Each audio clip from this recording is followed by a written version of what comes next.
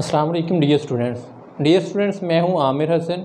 अब हम बेटा डिस्कस करेंगे remaining part of important long question part 1। जैसा कि आपको पता है चैप्टर नंबर 6 तक हम जो लॉन्ग क्वेश्चन है वो ऑलरेडी डिस्कस कर चुके हैं, जिसका लिंक बेटा डिस्क्रिप्शन में मौजूद है। अब हम चलते हैं लॉन्ग क्वेश्चन के चैप्टर नंबर 7 की तरफ। बेटा चैप्टर नंबर 7 की बात की जाए तो इसमें हमारे पास 5 सबसे अहम लॉन्ग क्वेश्चन हैं जो मोस्ट टाइम पेपर में रिपीट हो चुके हैं। उनमें से बेटा जो पहला लॉन्ग क्वेश्चन आ रहा है वो हमारे पास इंस्टेंटेनियस वेलोसिटी का है। आप वेल फेमिलियर हैं, इसमें बेटा बहुत अहम 2 शॉर्ट क्वेश्चन पाए जा रहे हैं और साथ साथ वो 2 MCQs के तौर पे भी पूछे जा सकते हैं, जैसे कि मीन पोजीशन पे वेलोसिटी की वैल्यू क्या होगी और एक्सट्रीम पोजीशन पे वेलोसिटी की वैल्यू क्या होगी। ये अल्टर करके भी आ सकते हैं, बताएं वो कौन सी पोजीशन है जहाँ पे वेलोसिटी मैक्सिमम होती है और कौन सी पोजीशन है जहाँ पे वेलोसिटी मिनिमम होती है। इसके बाद बेटा जो सेकंड इसमें लॉन्ग क्वेश्चन पूछा जा सकता है वो ये आ सकता है एक्सेलरेशन की वैल्यू कैलकुलेट करें इन टर्म ऑफ ओमेगा, ठीक है। और इसमें भी अगेन 2 MCQs हैं बेटा, बताएं एक्सेलरेशन मैक्सिमम किधर होगा और मिनिमम कब होगा। ये एक्सेलरेशन की वैल्यू मीन पोजीशन पे कितनी होगी और एक्सट्रीम पोजीशन पे कितनी होगी। ऐसे बेटा थर्ड क्वेश्चन की बात करें जो इसमें से लॉन्ग बन सकता है ज़्यादा अहम, वो है बेटा हमारे पास हॉरिजॉन्टल मास स्प्रिंग सिस्टम, जिसमें आप टाइम पीरियड स्प्रिंग के लिए फ्रीक्वेंसी निकालते हैं, वेलोसिटी निकालते हैं और ओमेगा की वैल्यू को फाइंड आउट करते हैं। और नंबर 4 पे बेटा इसमें जो लॉन्ग क्वेश्चन है काफ़ी दफ़ा बोर्ड के एग्ज़ाम में आ भी चुका है, वो बेटा है हमारे पास सिंपल पेंडुलम, जिसका 10th में आपने व्यू थोड़ा सा पढ़ा था। इधर आप डिटेल में उसे डिस्कस करेंगे, टाइम पीरियड का फार्मूला निकालेंगे, फ्रीक्वेंसी का फार्मूला निकालेंगे और आप प्रूफ करेंगे वेदर सिंपल हार्मोनिक मोशन जो है वो सिंपल पेंडुलम परफॉर्म करता है या नहीं करता। इसके बाद बेटा जो आखिरी लॉन्ग क्वेश्चन इसमें से बन सकता है वो है सिंपल हार्मोनिक मोशन में क्या एनर्जी कंजर्व रहती है या नहीं रहती, एनर्जी कंजर्वेशन इन SHM। इसके भी बेटा अगेन बहुत सारे MCQs बन सकते हैं। मीन पोजीशन पे काइनेटिक एनर्जी कितनी है, एक्सट्रीम पोजीशन पे काइनेटिक एनर्जी कितनी है। ऐसे बेटा मीन पोजीशन पे पोटेंशियल एनर्जी क्या होगी और काइनेटिक एनर्जी क्या होगी, और किसी भी पॉइंट पे टोटल एनर्जी कितनी होगी। जैसे टॉपिक के नाम से मेंशन है conserved, that's mean her point पे सिंपल हार्मोनिक मोशन में जो सम में काइनेटिक एंड पोटेंशियल का वो बेटा हमेशा कॉन्स्टेंट रहता है। इसके बाद बेटा हम चैप्टर 8 की बात करें तो चैप्टर 8 में सबसे पहला जो लॉन्ग क्वेश्चन है वो है बेटा speed of sound in air. ये 2 तरह से लॉन्ग क्वेश्चन आ सकता है, या ऐसे समझ लिए 2 अलग लॉन्ग क्वेश्चन है।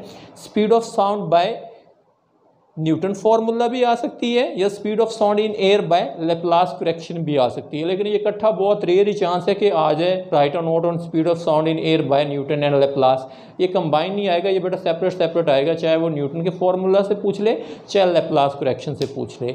और फिर बेटा इसमें सेकेंड जो लॉन्ग क्वेश्चन है वो भी बहुत अहम लॉन्ग क्वेश्चन है, काफ़ी दफ़ा बोर्ड के एग्जाम में आ चुका है। Effect of temperature on speed of sound in gas कह सकता है या एयर कह सकता है कि गैस या एयर पे जब हवा गुजरती है इसमें से, आवाज़ गुजरती है इसमें से, तो आवाज़ की स्पीड पे क्या इफेक्ट होता है। ये MCQs भी आ सकता है, स्पीड बढ़ जाती है और कितनी बढ़ जाती है। 1 सेल्सियस टेम्परेचर बेटा आप इंक्रीज़ करें तो आप वेल फेमिलियर हैं, 0.161 मीटर पर सेकेंड स्पीड का क्या हो जाता है, इजाफा हो जाता है पहले से।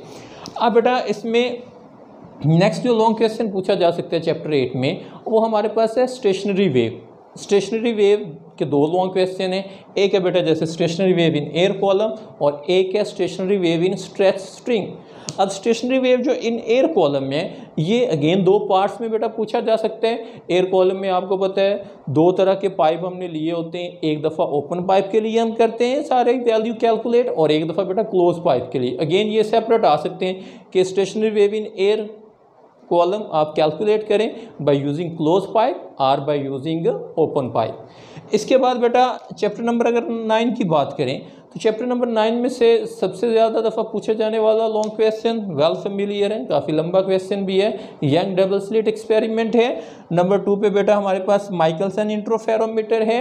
नंबर 3 पे हमारे पास बेटा डाइफ्रैक्शन ग्रेटिंग का है और नंबर 4 पे बेटा हमारे पास है diffraction of X rays by crystal. सबसे ज़्यादा दफ़ा जो बेटा पूछे जाने वाले लॉन्ग क्वेश्चन है चैप्टर 9 में से वो क्वेश्चन नंबर 1 है और क्वेश्चन नंबर 4 है, यंग डबल स्लिट एक्सपेरिमेंट सबसे ज़्यादा पूछा गया है, और साथ साथ बेटा diffraction of X rays by crystal, ये दो लॉन्ग भी बन सकते हैं, लेकिन इनकी निस्बत बेटा इनके चांसेस रेयर हैं।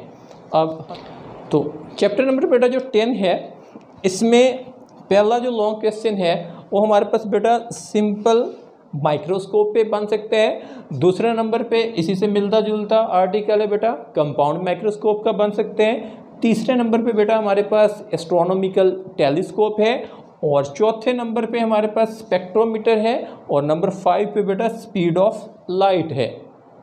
इस चैप्टर में जो सबसे ज़्यादा दफ़ा बेटा पूछे जाने वाले लॉन्ग क्वेश्चन है उनमें कंपाउंड माइक्रोस्कोप है हमारे पास, स्पीड ऑफ लाइट है, और सिंपल माइक्रोस्कोप है। स्पेक्ट्रोमीटर पूछा जा सकता है, लेकिन आप वेल फेमिलियर हैं, ये शॉर्ट में बहुत अहम है। स्पेक्ट्रोमीटर की डेफिनेशन, इसके यूजेस, इसके component, collimator, turn table, telescope, उनके बारे में शॉर्ट में ज़्यादा चांसेस हैं, लेकिन बेटा एज अ होल ये लॉन्ग भी पूछा जा सकता है। लेकिन सबसे ज़्यादा जो अहम है इसमें अगेन स्पीड ऑफ लाइट वाला, compound microscope and simple microscope है। चलें अब बेटा हम डिस्कस करते हैं चैप्टर नंबर 11 को। चैप्टर नंबर 11 में सबसे पहले जो लॉन्ग क्वेश्चन एम है, अच्छा खासा लॉन्ग क्वेश्चन है कैलकुलेशन के हिसाब से, वो बेटा हमारे पास प्रेशर ऑफ गैस है, जिसके रिलेटेड 4 बहुत अहम शॉर्ट क्वेश्चन है। एक बेटा इंटरप्रिटेशन ऑफ काइनेटिक एनर्जी है, प्रेशर एंड टेम्परेचर रिलेशन है, और फिर हमारे पास चार्लिस लॉ की डेरिवेशन है, और डेरिवेशन ऑफ बॉयल्स लॉ। ये 4 शॉर्ट क्वेश्चन भी बेटा इधर से पूछे जा सकते हैं। इसके बाद हमारे पास सेकंड नंबर पे वर्क एंड हीट है, और थर्ड नंबर पे जो क्वेश्चन है वो बेटा 2 तरह से पूछा जा सकता है। एक तो जैसे लिखा हुआ है प्रूफ करें Cp - Cv is equal to R, या दूसरी तरफ कैसे पूछा जा सकता है कि आप ये शो करें कि molar specific heat at constant pressure वो ग्रेटर होती है from molar specific heat at constant volume. और ये एमसीक्यूज भी आ सकता है कि वो कितनी बड़ी होती है, तो वो बेटा मेंशन है R आप जानते हैं यूनिवर्सल गैस कांस्टेंट होता है। इसके बाद बेटा सबसे अहम जो है इसमें, या सबसे ज़्यादा दफ़ा पूछा जाने वाला जो लॉन्ग क्वेश्चन है वो बेटा इसमें से कॉर्नोट इंजन और कॉर्नोट थ्योरम्स हैं। सबसे ज़्यादा दफ़ा जो चैप्टर 11 में से बेटा लॉन्ग क्वेश्चन पूछे गए हैं वो 2 हैं। एक बेटा कॉर्नोट इंजन और कॉर्नोट थ्योरम, मतलब एक ही क्वेश्चन है, और फिर साथ बेटा हमारे पास प्रेशर ऑफ गैस है।